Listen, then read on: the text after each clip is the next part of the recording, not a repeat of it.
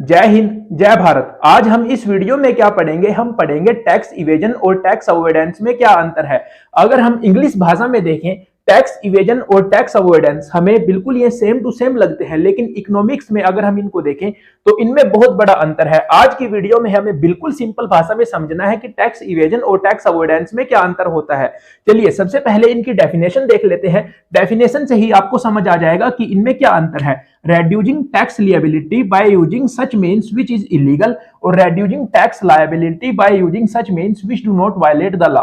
तो बिल्कुल सिंपल कि जो टैक्स इवेजन है वो है इलीगल, मतलब वो क्या है? गैर कानूनी। लेकिन जो टैक्स अवॉइडेंस है वो गैर कानूनी नहीं है, मतलब वो किसी नियम कानून को तोड़ता नहीं है। चलिए अब बिल्कुल सिंपल भाषा में समझते हैं। सबसे पहले टैक्स इवेजन और टैक्स अवॉइडेंस ऐसे दो शब्द जो टैक्स की चोरी, मतलब टैक्स को हम कैसे ना दें, इससे रिलेटेड है।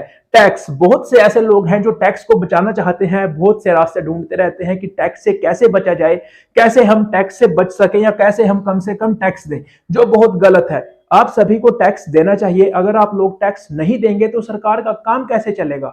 टैक्स कोई आज के समय से ही सरकारें हमारे ऊपर नहीं लगाती। बहुत प्राचीन समय से जो महाजनपद थे, जनपद थे, उनमें भी कर प्रणाली थी। कर प्रणाली के माध्यम से ही हमारे जो भारत के राजा महाराजा हुए, जो हमारे सुल्तान हुए, राजा हुए, बड़े बड़े राजा हुए, उन्होंने अपनी सेनाएं टैक्स के माध्यम से ही रखी। मतलब जनता ने सरकार को टैक्स दिया और सरकार ने जनता को सुविधाएं उसी टैक्स से दी। तो टैक्स हम सबको देना चाहिए। चलिए शुरू करते हैं टैक्स इवेजन और टैक्स अवॉइडेंस। देखिए, जो टैक्स इवेजन है वो गैर कानूनी है और जो टैक्स अवॉइडेंस है वो गैर कानूनी नहीं है, मतलब वो किसी नियम कानून को नहीं तोड़ता। देखिए क्या है, मान लीजिए हमारा जो भारत देश है उसमें हमें कितना टैक्स देना है, किसको टैक्स देना है, कितने परसेंटेज टैक्स देना है, ये सब कौन डिसाइड करेगा? मैं और आप तो डिसाइड नहीं करेंगे। हमारे देश की जो सरकार है, मतलब जो हमारे देश में कानून बनाती है संसद, पार्लियामेंट, वो डिसाइड करती है कि हमें कितना टैक्स देना होता है, या फिर राज्य सरकार भी अपना टैक्स लगाती है। ठीक है, तो मान लीजिए संसद ने कोई कानून बनाया कि अगर किसी की इनकम 3 लाख रुपए से ऊपर है तो आपको कुछ परसेंट टैक्स देना है।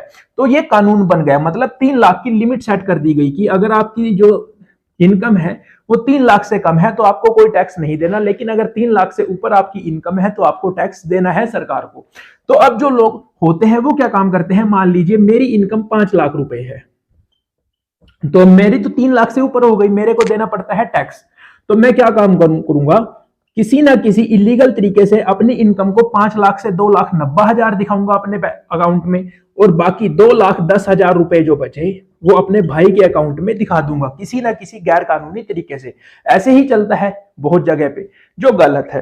तो क्या होगा, अब ना तो मेरे को टैक्स देना क्योंकि मेरी भी 3 लाख से कम है और 2,10,000 भी 3 लाख से कम है, तो हम दोनों इस हिसाब से टैक्स से बच गए। तो ये हो गया टैक्स इवेजन की, गैर कानूनी तरीके से हमने टैक्स को बचाया।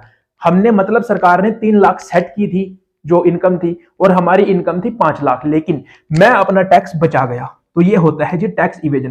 टैक्स अवॉइडेंस बिल्कुल सिंपल भाषा में कि सरकार का उस चीज के ऊपर ध्यान ही नहीं गया कि मान लीजिए कोई चीज है, कोई भी सेक्टर है, सरकार ने कहा, सरकार ने इसके ऊपर कुछ कहा ही नहीं कि आपको कोई कर देना ना देना, लेकिन इनकम यहाँ पे बहुत ज्यादा है तो वहां पे भी तो टैक्स बचाया जा रहा है।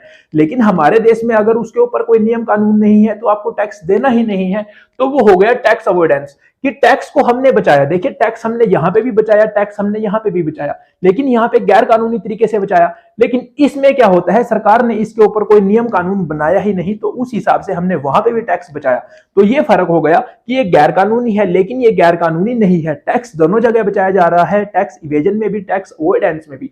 लेकिन टैक्स अवॉइडेंस में क्या है कि सरकार ने इसके ऊपर, मतलब कोई भी चीज है, किसी भी चीज के ऊपर कोई भी कानून नहीं बनाया तो वहां पे हमें टैक्स देना ही नहीं है, तो हम वहां पे गलत तो नहीं हुए ना। वो सरकार को देखना चाहिए कि हमें इस चीज पे भी टैक्स लगाना चाहिए या नहीं लगाना चाहिए। तो ये हो गया आपका टैक्स इवेजन और टैक्स अवॉइडेंस में बिल्कुल सिंपल सा अंतर। आशा करता हूं आपको वीडियो अच्छी लगी होगी। अगर अच्छी लगी तो वीडियो को लाइक कीजिए, अपने सारे दोस्तों के साथ शेयर कीजिए। थैंक यू, मिलते हैं अगली वीडियो में।